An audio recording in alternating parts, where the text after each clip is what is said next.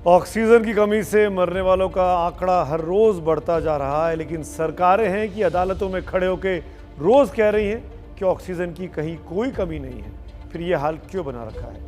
आपको याद होगा जब पहली वेव आई थी कोविड की तो कहा गया ये तो विदेशी बीमारी है, हवाई जहाज से आती है और बड़े बड़े लोगों को होती है, ये गांवों तक नहीं पहुंचनी चाहिए। लेकिन अब दूसरी लहर से देश में इतना हाहाकार मचा है कि तीसरी लहर की तैयारियां शुरू हो चुकी हैं। मैं इसलिए आपको ये कह रहा हूं क्योंकि अब ये बीमारी कम्युनिटी स्प्रेड हो चुकी है, समाज में, समुदाय में हर जगह फैल चुकी है। गांवों की तस्वीरें हमारे पास आ रही हैं और गांवों की तस्वीर वाकई में विचलित करने वाली है, क्योंकि ये कोरोना वायरस शहरों से निकलकर, झुग्गियों से निकलकर, मल्टी स्टोरी से निकलकर अब दूर दराज गांवों तक पहुंच गया है। और गांवों की इन तस्वीरों को देखकर आप वाकई में सिहर जाएंगे कि अगर तीसरी लहर आई, जैसा कि आज दावा किया गया, तो हमारे देश का क्या हाल होने वाला है।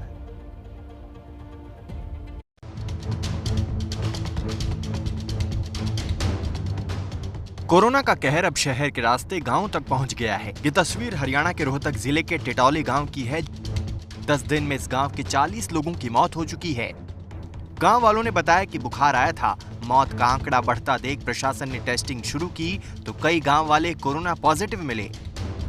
बीमारी की महामारी चल रही है, काफ़ी लोग परेशान हो गए हैं। 40-50 आदमी भाई एक्सपायर भी हो गए हैं। टीम डेली आती है और चेकिंग भी होती है, चेकअप करते हैं और सभी को यही बोलते हैं कि भाई आप अपना खुद ध्यान रखो। ओम भूर्भुवः स्वः तत्सवितुर्वरेण्यम्। लोग वायरस को भगाने के लिए ट्रैक्टर पर हवन धुनी जलाकर पूरे गांव में घूम रहे हैं। यो यो नः प्रचोदयात् स्वाहा। गांव में इतने ज़्यादा ये बीमारी आ रही है, एक तो कोरोना सेंटर केयर बन जाए यहाँ पे, वहाँ भी ऑक्सीजन की कमी है और डॉक्टरों की भी कमी है, तो यहाँ उसे 10-15 मिनट में उसकी केयर हो जाए। मामला बिगड़ने के बाद अब प्रशासन जागा है, लोगों से टेस्ट करवाने को कहा जा रहा है। हमारी टीम 11 से लेके 3 बजे तक यहाँ पर कैंप लगा के बैठे, भाई कोई आए अपने जिसको भी सिम्टम्स हैं अपने टेस्ट करा ले, उनको पता चल जाए कि एटलीस्ट मुझे बीमारी है या नहीं है। बिहार के गांव का हाल तो और भी बुरा है। बांका जिले के कई गांवों में कोरोना से कोहराम मचा हुआ है। पिछले 10 दिनों में कई लोगों की मौत हुई, जिसमें ज्यादातर युवा हैं। यहाँ के बलीकित्ता गांव में 3 सगे भाइयों की कोरोना से मौत हो गई। घर संभालने वाला कोई नहीं बचा। स्वास्थ्य विभाग ने बाकी परिवार को अस्पताल में भर्ती तो करा दिया है, लेकिन इलाज की यहाँ भी कोई व्यवस्था नहीं है। यहाँ पे ऑक्सीजन भी नहीं आ रहा है। बुजुर्ग पिता ऑक्सीजन के लिए तरस रहे हैं। मजबूर परिजनों ने अस्पताल की बदहाली का वीडियो बनाकर परिवार वालों तक हकीकत पहुंचाई। यहाँ पे शायद ही कोई बच के यहाँ से जा पाता है। एक भी डॉक्टर नहीं आ रहा है देखने इनको, बस खाली दवाई दे रहा है।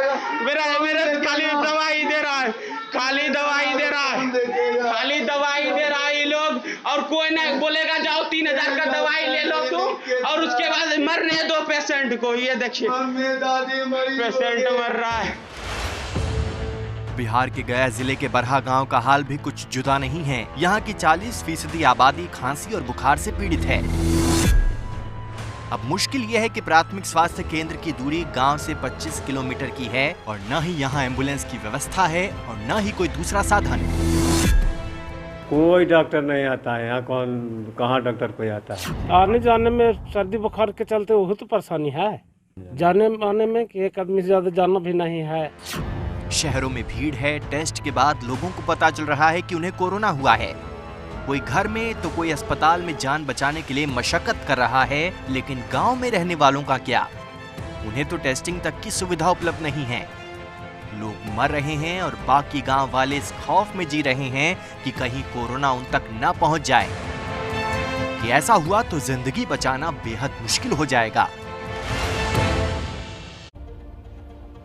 और अपने भारत के गांवों की तस्वीर देखकर वाकई में मन परेशान हो जाता है, सिहर उठता है। जब यहाँ पर शहरों में दवाइयाँ नहीं मिल पा रही हैं, आम साधारण दवाइयाँ जो कि कॉम्बिफ्लेम जैसी हैं, क्रोसिन जैसी हैं, पैरासीटामोल जैसी हैं, वो दवाइयाँ गांवों तक कैसे पहुँच रही होंगी। और आज की तारीख में एक और पॉइंट बहुत ही ज़्यादा समझने वाला है कि कितनी दवाइयाँ जेन्युइन मिल रही हैं, ये भी ज़रा सोचिएगा, क्योंकि बहुत तेज़ी से इस देश में फर्जीवाड़े का काम भी चल रहा है।